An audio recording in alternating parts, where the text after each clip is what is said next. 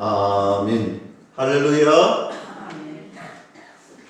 9월의 마지막 주일입니다. 하나님의 크신 은혜와 사랑이 오늘 이 아침에도 충만하시기를 주님의 이름으로 간절히 축원합니다. 오늘은 사도행전 23장 말씀 1절부터 우리 살펴볼 테니까요. 우리 성경책을 1절부터 딱 펴놓으시고 우리가 함께 말씀을 함께 강해하며 깊은 은혜 속에 함께 하나님의 은혜 속에 나아가기를 간절히 소망해 봅니다. 사도 바울이 이제 예루살렘 성전뜰에서 천부장의 손에 이끌려 영내로 들어가게 되었습니다. 사실 천부장은 아무것도 모르지요. 단지 일어난 소유 사태 때문에 급하게 가서 오늘 바울을 영내로 데리고 왔으나 도대체 이것이 어떤 일인지, 왜 이런 소유가 일어났는지 이제 알려고 합니다. 그래서 물어보려고 그의 부하에게 이렇게 명하죠. 이 사람을 채찍으로 쳐라. 채찍으로 쳐서 어떤 일인지 알아내라 라고 이야기합니다. 그때 바울이 천부장에게 말하기를, 나는 로마 시민권자인데 로마 시민권자를 어떻게 너 마음대로 칠 수 있느냐라고 이야기를 합니다. 바울이 로마 시민권자라는 사실을 천부장은 꿈에도 생각하지 않았던 것 같아. 그래서 급하게 놀래서 이 일을 공회에 한번 물어보자 말을 돌립니다. 바울의 이야기도 한번 들어보고 공의 이야기도 한번 들어보자. 그 소유가 무엇인지 한번 들어보자 라고 소집합니다. 이제 23장 1절부터 그 말씀이 나옵니다. 바울이 공회에 있었습니다. 사내들인 공회 앞에서, 사람들 앞에서 이렇게 말을 합니다. 오늘까지 나는 범사에 양심을 따라 하나님을 숨겼노라 했습니다. 하나님 앞에 내가 지금까지 내 양심에 하나님 말씀에 어긋난 행동 하지 않았다는 것입니다. 그랬더니 대제사장 아나니아가 화가 나서 사람들에게 이렇게 말합니다. 저 사람의 입을 치라. 이때 도리어 바울은 그 대제사장에게 이렇게 외치죠. 3절입니다. 바울이 이르되 회칠한다며 하나님이 너를 치시리라. 바울은 그 대제사장 앞에 오히려 당신이 회칠한 담입니다 라고 이야기를 하는 거예요. 여러분, 회칠한 담은 무덤을 가리키는 것입니다. 가족이 묻힐 수 있는 동굴형 무덤일 수도 있고 평토장에서 땅에 묻는 무덤도 있는데, 어쨌든 이 무덤에는 시체가 있습니다. 뼈가 있고 이 살이 썩어 내려지는 그 상황이 있습니다. 오늘 시체는요, 당시에 부정한 것이죠. 부정한 것을 만지지도 건드리지도 곁에 가서도 안 되는 사실이잖아요. 그래서 이 무덤이 있다라는 것, 시체가 있다라는 것을 회칠한다, 표시를 하는 거예요. 표시를 해놓고 이곳은 돌아서 가세요. 이곳에 접근하지 마세요. 오늘 그것을 이야기하고 있습니다. 다시 말하면 당신이, 대제사장인 당신이 부정한 사람입니다. 부정하게 만드는 당신이 여기에 있습니다 라고 바울이 고백하고 있습니다. 바울은 대제사장에게 감히 내가 아니라 바로 당신이 이스라엘 백성들을 부패하게 만들고 있다라고 선포하고 있습니다. 그랬더니 4절에 옆에 있던 사람들이 깜짝 놀라서, 아니 이 사람이 감히 하나님의 대제사장을 욕할 수 있느냐, 그렇게 이야기를 합니다. 그랬더니 바울이 5절에 나는 그 사람이 대제사장인 줄 몰랐다라는 거예요. 여러분, 바울이 정말 몰랐을까요? 바울은 이 공회에 가서 사울이던 시절에 공문을 받아가지고 갔던 그런 사람이잖아요. 그래서 사람들은 모른다 할 수도 있겠지요. 그러나 사실은 사울이 바울이 되고 오랜 동안 회의에서 선교 여행을 떠났잖아요. 세월이 많이 지났습니다. 그래서 답은 몰랐다라는 것이 정답일 것입니다. 대제사장과 지금의 대제사장이 바뀌어 있다는 것입니다. 여기서 아나니아는 보험소에 노는 아나니아가 아닙니다. 같은 이름이지만 그는 헤롯 아그리파 2세에 의해서 임명된 새로운 대제사장이었기 때문에 바울이 실제로 몰랐었던 것입니다. 바울이 물끄러미 보니 여기에는 유대인들이 많이 모여 있는데 바리새파도 있고 사두개인파도 있더라는. 여러분, 바리새파와 사두개인파는요, 이 두 파는 절대로 함께할 수 없는 역사적 라이벌이었습니다. 절대로 같이 공유할 수 없는 사람들이었습니다. 이유는 그들의 신학이 완전히 달랐기 때문입니다. 이 두 개파는 역사적인 라이벌로서 서로가 서로를 잡아뜯고 서로를 비방하고 나아가서 서로에게 죽임을 십자가에 못 박기도 하고 가로수에 못 박기도 하고, 어쨌든 두 계파의 경쟁, 싸움 속에서 계속해서 오던 역사적인 라이벌이었습니다. 바울이 보니까 여기는 바리새파도 있고 오늘 역사적인 라이벌인 사두개파도 있는데 이들의 믿음과 신념이 무엇이냐? 여러분, 23장 8절에 보면 잘 나오는데, 이는 사두개인은 부활도 없고 천사도 없고 영도 없다 하고 바리새인은 다 있다 함이라 했습니다. 그러니까 사두개인은요, 유대인과 신학 자체가 완전히 다른 현실주의자들이었습니다. 현실주의자들이었다라는 사실은 친로마 성향을 가지고 있던 사람들이었습니다.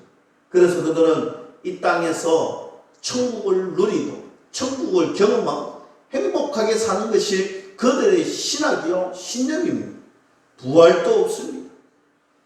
오늘 그들에게는 곧 지금 이 시간이 가장 천국의 시간이다라고 고백하며 친로마적인 성향으로 현실에 안주하는 현실주의자들로 살아가고 있습니다.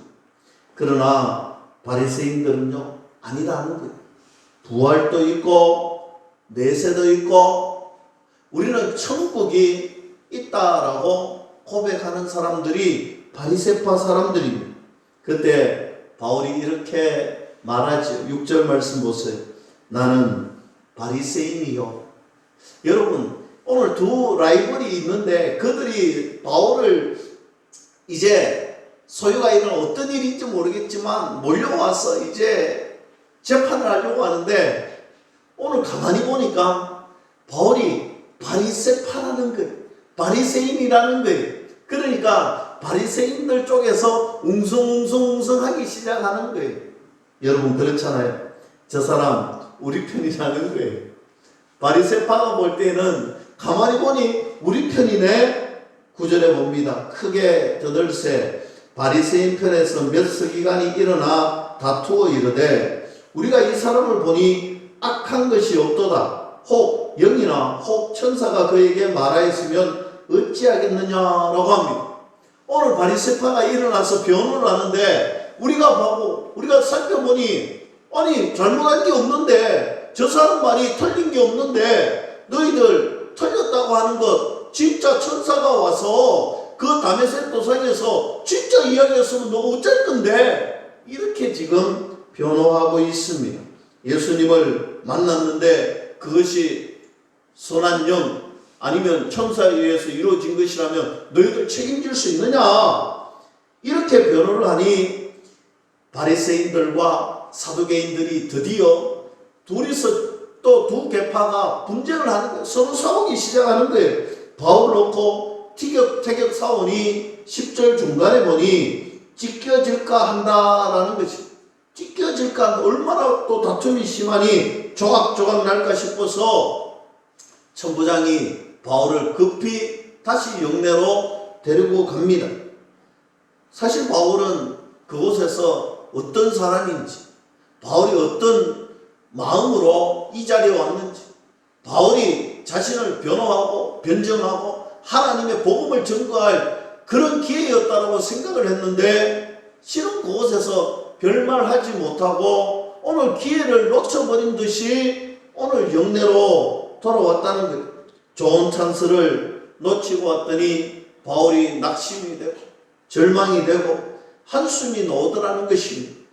그런데 우리 11절 말씀 봅니다. 그 다음이 참 중요한데, 그날 밤에 오늘 낙심되고 절망이 되고 한숨이 되는 그날 밤에 주께서 바울 곁에 서서 이르시되 담대하라. 너가 예루살렘에서 나의 일을 증언한 것 같이 로마에서도 증언하여야 하리라 하시니라 했습니다.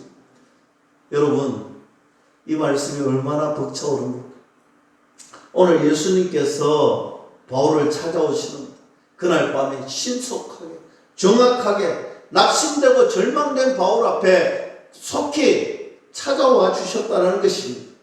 여러분, 하나님은 그런 하나님입니다. 우리가 낙심되고 절망되고 우리가 힘들고 어려울 때 우리를 그대로 두시지 않습니다. 하나님은 신속하게 우리를 찾아오시고 만나주시고 힘이 되어주시고 위로가 되어주시는 분이 우리 예수님이라 믿을 수 있기를 축복합니다. 여러분, 저는 바울이 이거 안 하면 힘을 얻고 용기를 다시 낼 수가 있잖아요. 그런데 찾아오신 것만 해도 힘이 나는데 오늘 예수님께서 말씀하시기를, 위로해 주시기를 이렇게 이야기합니다. 담대하라. 너가 예루살렘에서 나를 증언한 것 같이 너가 이제는 로마에 가서 나를 증언하리라. 내 일을 전하리라. 무슨 말입니까? 이곳에서도 하나님께서 너를 안전하게 보호하시고 지켜주실 뿐만 아니라 너가 로마 가는 데에도 걱정하지 마라. 안전하게 거기 가서 너가 나의 사명을 완전하게 완벽하게 감당할 수 있을 것이다. 믿음의 확신을 하나님이 시켜주시다는 것입니다. 할렐루야. 여러분, 우리 하나님이 그런 하나님이세요. 저와 여러분들이 믿는 하나님이 이런 하나님이라는 거예요. 여러분, 낙심되고 한숨이 나오고 절망될 때 너무 걱정하지 마세요. 우리의 그런 순간을 만날지라도 여전히 우리를 살아가시는 주님께서 그날 밤에 신속하게 저와 여러분을 찾아와 주실 줄로 믿을 수 있기를 주님의 이름으로 간절히 축원합니다. 자, 12절 말씀 봅니다. 주님은 그렇게 말씀해 주셨는데 심각한 문제가 발생합니다. 날이 새매 유대인들이 당을 지어 맹세하되 바울을 죽이기 전에는 먹지도 아니하고 마시지도 아니하겠다라고 합니다. 큰일 났어요. 지금 일어나 보니 현실은 큰일 나 있습니다. 오늘 바울을 죽이려고 작정한 암살대가 먹지도 마시지도, 언제까지? 바울을 죽일 때까지. 저놈 저거 내가 죽일 때까지 먹지도 마시지도 않겠다라는 그 암살대가 조직되어 왔습니다. 몇 명이나 왔다 보니 13절에 40여 명이 지금 바울을 죽이겠다고 시금을 전폐하고 눈에 불을 켜고 애를 쓰고 있더라는 것입니다. 14절 이하에 보니 대제사장들과 장로들에게 가서 계획을 다 이야기합니다. 15절이지. 이제 너희는 그의 사실을 더 자세히 물어보려는 척 하면서 공예와 함께 천부장에게 청하여 바울을 너희에게로 데리고 내려오게 하라. 우리는 그가 가까이 오기 전에 죽이기로 준비하였노라 라고 오늘 상세하게 계획을 설명하고 요청하고 있습니다. 모의 내용은 이렇습니다. 대제사장에게 오늘 장로들이 천부장에게 가서 다시 한 번 더 우리 회의를 해보자. 다시 한 번 더 누가 잘못했는지, 바울이 잘못했는지 말했는지 면면히 한번 살펴보자 라고 이야기합니다. 다시 한 번 더 공회로 나오게 허락해 주세요. 사실 지금 바울이 있는 곳이 안토니오 요새잖아요. 이곳에 있으면 유대인들이 어떻게 해보려고 해도 방법이 없어요. 잘못하면 온 민족이 반격제로 완전히 망하게 되기 때문에 지금 이 안토니오 영세에서 끌어내려고 하는 거예요. 놓기만 놓으면 40여 년이 식음을 접대한 오늘 암살대가 그를 죽이겠다는 거예요. 여러분, 큰일 났잖아요. 그런데 곧 죽을 판이라도 우리에게 위로가 되는 것은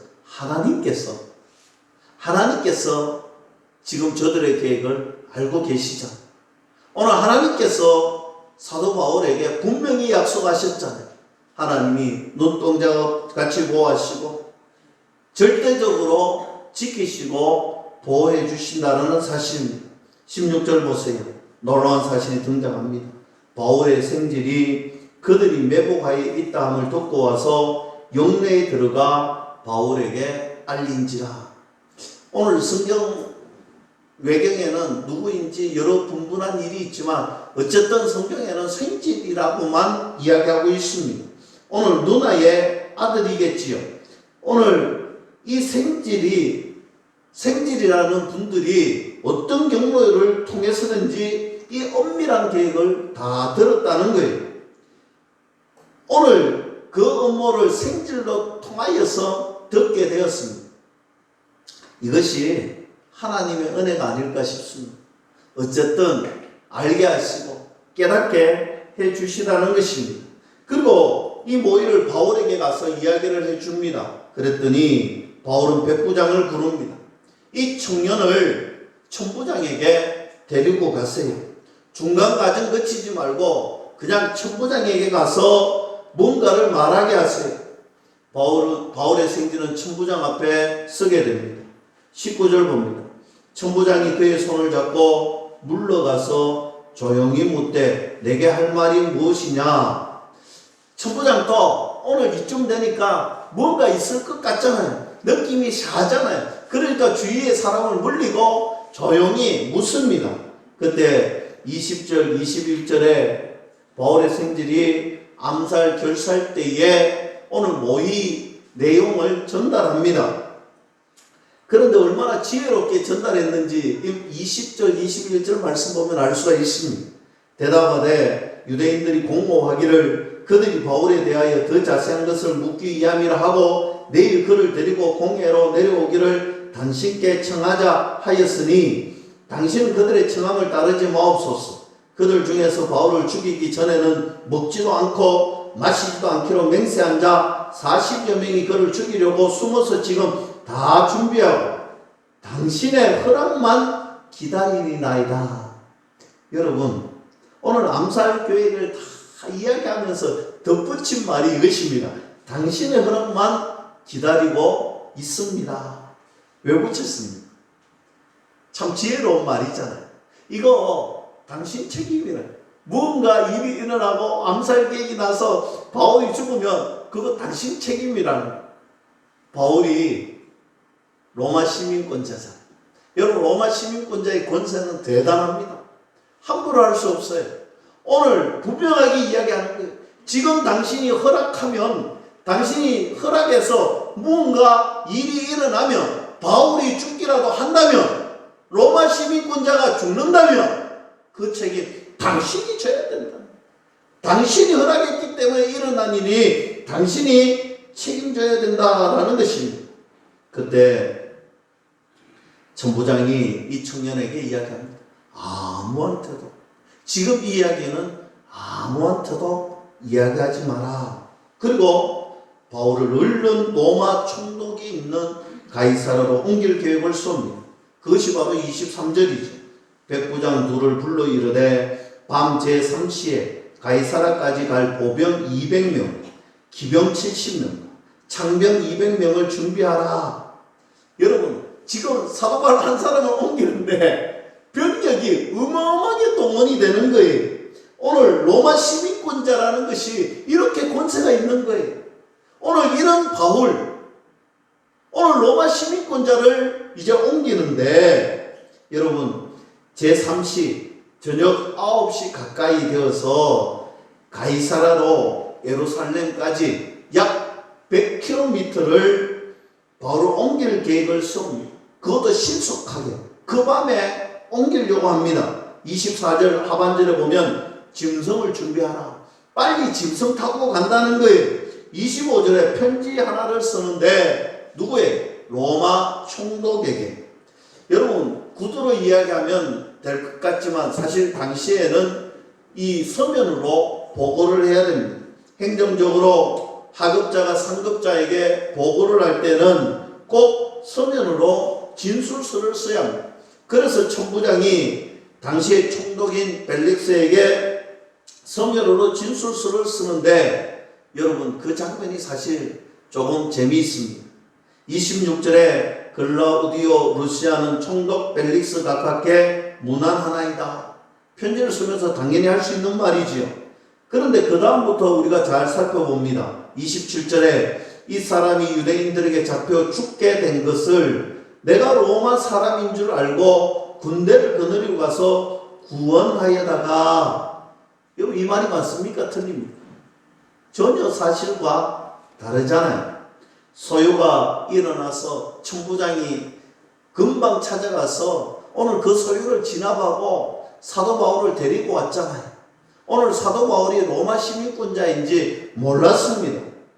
모르고 그냥 채찍질을 하려다가 보니 사도 바울이 로마 시민권자라고 밝히게 됩니다. 그런데 오늘 보세요.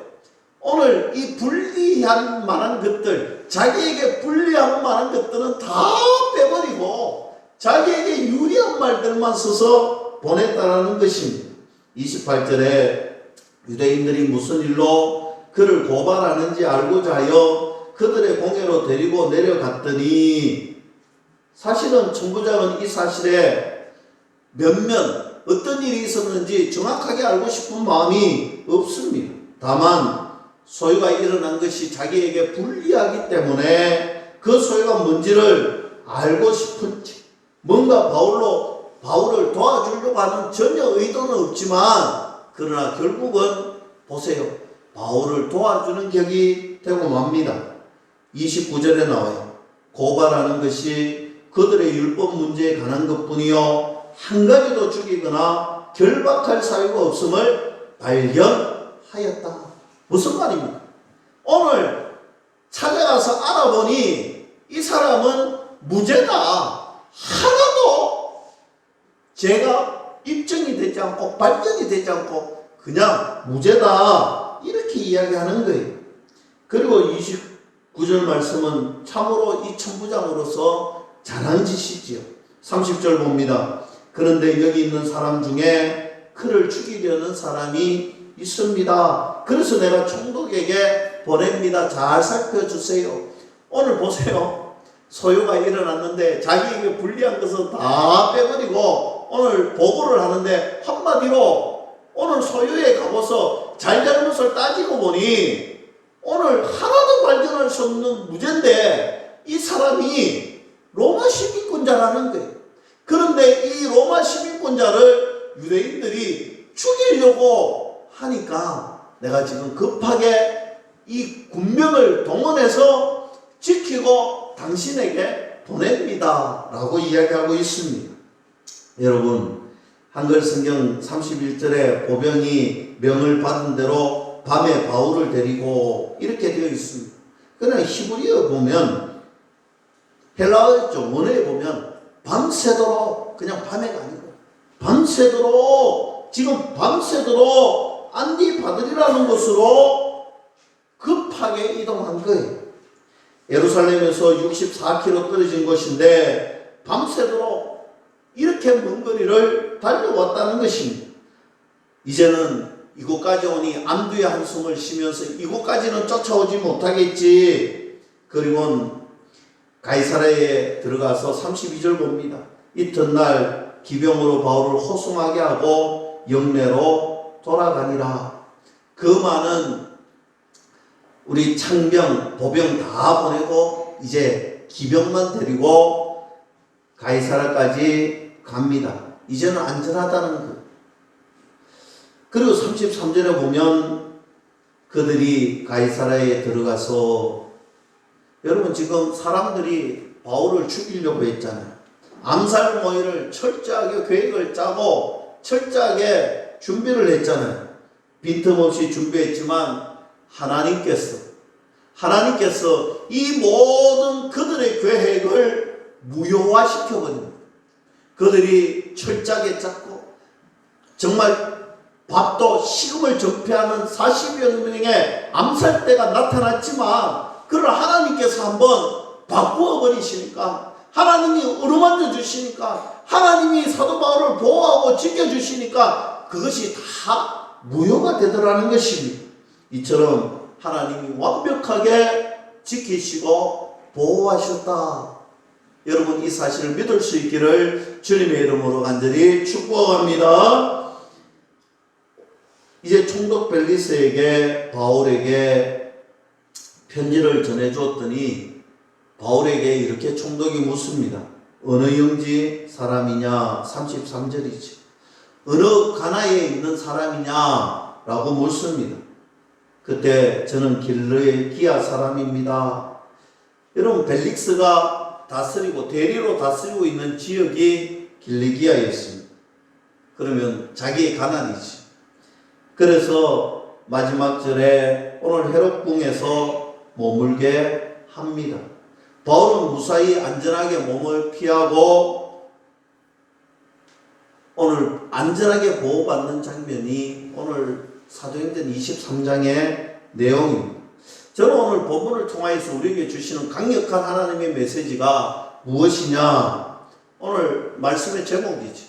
하나님은 우리를 보호하신다. 우리 한번 함께 따라해 봅니다. 하나님은 우리를 보호하신다. 맞습니다. 하나님은 우리를 보호해 주시는 줄 확실하게 믿으십니다. 정말 그 주님 안에서 우리가 하루하루를 살았으면 좋겠습니다. 종교개혁자 마르틴 루터가 어느 날 창문을 열어놓고 보니 참새가 나뭇가지 사이로 딱 앉아서 노래도 부르고 먹이도 먹고 둥지에서 잠을 자려고 그런 모습을 가만히 보니 얼마나 평안하고 안전해 보이든지 아무 염려 없이 무엇을 먹을까 무엇을 마실까 이런 염려 없이 지나는 참새의 모습을 보니 마음속에 떠오르는 말씀이 있더라는 거예요. 그 마음속에 하물며 너희일까 보랴. 여러분 오늘 참새의 모습을 보면서 그의 마음속에 떠오르는 것이 하나님께서 우리는 더 안전하고 더 복되고 더 편안하게 살 수 있도록 해주셨는데 오늘 그것을 보면서 감사했다라는 사실입니다. 사랑하는 성도 여러분, 우리가 무엇을 보고 살아가겠습니까? 저는 오늘 시편 121편으로 예배를 시작했습니다. 내가 산을 향하여 눈을 들리라. 나의 도움이 어디서 올까? 나의 도움은 천지를 지으신 여호와에게서로다. 여호와께서 너를 실족하지 아니하게 하시며 너를 지키시는 이가 졸지 아니하시리로다. 이스라엘을 지키시는 이는 졸지도 아니하시고 주무시지도 아니하시리로다. 여호와는 너를 지키시는 이시라. 여호와께서 너의 오른편에서 너의 그늘이 되시나니 낮에 해가 너를 상하게 하지 아니하며 밤의 달도 너를 해치지 아니하리로다. 여호와께서 너를 지켜 모든 환난을 면하게 하시며 또 내 영혼을 지키시리로다. 여호와께서 너희 출입을 지금부터 영혼까지 지키시리로다. 할렐루야.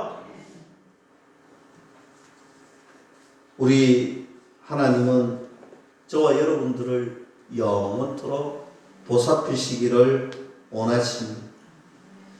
성경 말씀에 보면 참 많은 기적들이 있고 우리를 보살피는 믿음의 신비들이 참으로 많습니다.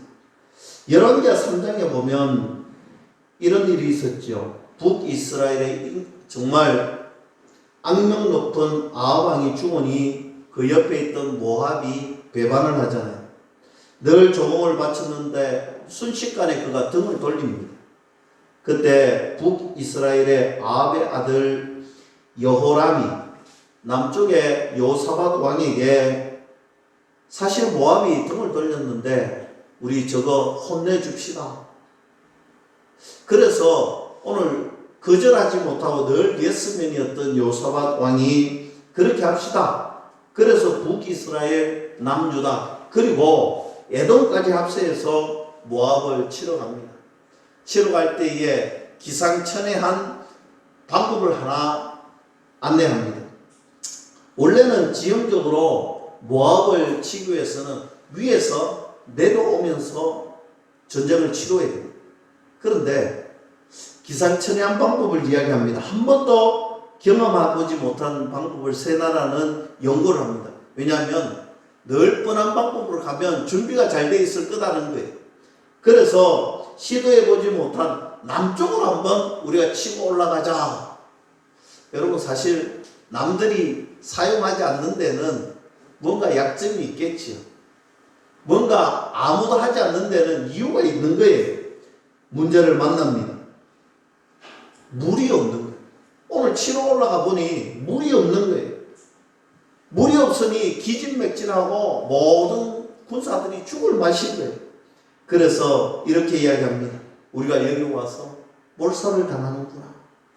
이때 엘리사라는 선지자를 불러서 위기를 한번 극복해보자. 그러자 엘리사 선지자가 이렇게 이야기합니다. 저 골짜기에 개울을 파십시오. 저 골짜기 한번 파보세요. 그랬더니 물이 솟구쳐 나오는 거예요. 물이 솟구쳐 나오고 물이 흐르기 시작하니 다음날 아침입니다. 모압이 군대를 이끌고 이제 전투를 지금 기진맥진에 있을 거라고 생각하고 이제 오는 거예요. 이제 오니까 여러분 에돔의 히브리어 뜻이 붉다라는 뜻이 붉다. 오늘 붉은 땅이라는 거예요.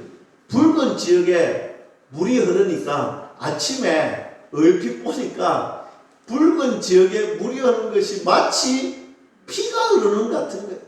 그래서 생각해보니 저들이 물이 없어서 기진맥진해서 서로가 분쟁이 일어나서 서로를 죽이고 서로를 완전히 전쟁이 자기들끼리 해서 지금 붉은 피가 흐르고 있다라는 생각에 이제 상음하고 완전 경계했던 마음을 다 누그러뜨려 천천히 이제 저들을 이제 흡수하러 가야 되겠다 하고 올라오다가 된통 망하게 되죠. 여러분 사실 전쟁을 앞두고 이런 일들이 잘 일어나지 않잖아요. 저는 이것이 하나님이 지켜주시는 믿음의 신비다. 하나님께서 저들의 눈을 감추어 주시고 저들의 마음을 어둡게 해놓으셨다. 저는 그렇게 믿습니다. 사랑하는 성도 여러분, 성경 속에는요 하나님의 백성을 살려주신 기가 막힌 방법들이 너무 많은 거예요. 저는 이 기적이 저와 여러분들의 기적이 될 줄로 믿습니다. 이 기적의 하나님이 오늘 저와 여러분들을 기적의 현장에 살아갈 수 있도록 인도해 주실 줄로 저는 믿습니다. 그런 우리 교회, 우리 가정, 그리고 나아가서 이 일광 땅이 되어서 하나님의 5대양 6대절을 환히 밝히는 그런 믿음의 전초 기전을 이루는 저와 여러분들이 될 수 있기를 주님의 이름으로 간절히 축원합니다. 말씀을 맺으려고 합니다. 사실 우리에게 아무 일도 일어나지 않고 우리에게 일상의 삶이 순조롭게 흘러가고 있다면 그것 자체가 정말 하나님이 함께 하시는 시간이다. 여러분 세상에는요 얼마나 많은 사고가 일어나고 얼마나 많은 중환병이 걸리고 얼마나 많은 어려움을 겪는지 몰라요. 우리가 그런 것들 맞다 떨어뜨리지 않고 오늘 우리의 삶이 너무나 평안하다면 하나님이 우리와 함께 하신다는 사실을 믿을 수 있기를 축복합니다. 내 삶이 너무나 평안하고 아무 일도 없다면 그것이 기적의 삶이다. 사랑은 늘 우리에게 다가와서 정죄합니다. 하나님 백성인 너희들이 정말 이렇게 살아서 천국 갈 수 있겠어? 너희들 이런 모습으로 살면 너희 진짜 하나님 자녀라고 할 수 있겠어? 사단은요, 언제나 우리를 찾아와서 정죄합니다. 그러나 우리 주님은 우리에게 단 한마디를 해주십니다. 내가 흘린 보혈의 피, 그거 안 하면 된다는 거예요. 너희들 하나님의 자녀, 너희들 천국 시민, 너희들 삶, 그건 내가 흘린 피, 내가 십자가를 짊어지고 부활 승천할 그것 자체, 그것 믿는 것 하나면 좋게 우리에게 늘 고백해 줍니다. 가거나 현재나 미래에 우리의 죄책을 억누르고 있다면 예수님께서 저와 여러분들을 위하여서 대속제물이 되어주시고 그 예수님을 믿는 자마다 하나님의 자녀가 이미 되었음을 믿을 수 있기를 주님의 이름으로 간절히 축원합니다. 어떤 분들이 이런 말을 하더라고요. 사도 바울이 그냥 이렇게 죄수의 몸으로 넘어가는 것이 아니라 그냥 화려하게 갔으면 어떨까? 오늘 사도 바울이 이렇게 힘든 일을 겪지 않고 갔으면 어떨까? 여러분, 사도 바울이 지금 겪었던 이 길이 정말 다른 방법이 있었을까요? 저는 사도 바울에게 있어서 가장 합리적이고 가장 멋진 방법으로 하나님이 인도하시는 것 같아요. 마찬가지로 우리의 삶도 그래요. 하나님이 진짜 나를 사랑하신다면 나에게 왜 이 고통 주셨을까? 하나님이 진짜 나를 사랑하는, 정말 나만을 사랑하는 하나님이라면 나한테 왜 이런 시련을 주고 내가 왜 이런 고통을 겪어야 되는지. 아니, 저 사람이 하나님의 사람인데 오늘 저 목사님이, 저 장로님이, 저 권사님이 하나님의 신실한 일꾼인데 왜 저런 고통을 겪고 제 어려움을 만나고 문제를 만날까? 이런 이야기 할 때가 참 많습니다. 그러나 여러분, 하나님은요, 언제나 우리를 선한 방법으로 인도하신다는 사실을 믿을 수 있기를 축복합니다. 시편 23편에 너희들이 사망의 음침한 골짜기를 달릴지라도 너희가 해를 두려워하지 않을 것은 주께서 나와 함께 하십니다. 우리의 꼬인 인생에도 하나님이 함께 하시는 줄 믿을 수 있기를 축복합니다. 그리고 고백해 주십니다. 주의 지팡이와 막대기가 나를 안위하시나이다. 여러분, 주의 지팡이와 막대기가 나를 안위하시나이다. 여러분, 사람이 지팡이를 짚고 막대기를 짚지 않아요. 이것은요, 어떤 의미에서 이야기하느냐? 어릴 적에, 그리고 나이가 들어서 어릴 적에 자라나면서 막대기가 필요했다면 나이가 들면 지팡이가 필요했어. 다윗은 그 고백을 하고 있습니다. 내 삶 전체에 하나님이 나와 함께 하시고 나를 지키시고 보호하여 주셨다는 거예요. 여러분, 하나님의 사랑을 단 1도 의심하지 마세요. 내가 만나는 문제, 내가 만나는 고난, 내가 만나는 역경 너머에 있는 하나님의 신실하시고 선하신 계획을 믿으시고 전진하시는 저와 여러분들이 될 수 있기를 주님의 이름으로 간절히 축원합니다. 기도하겠습니다.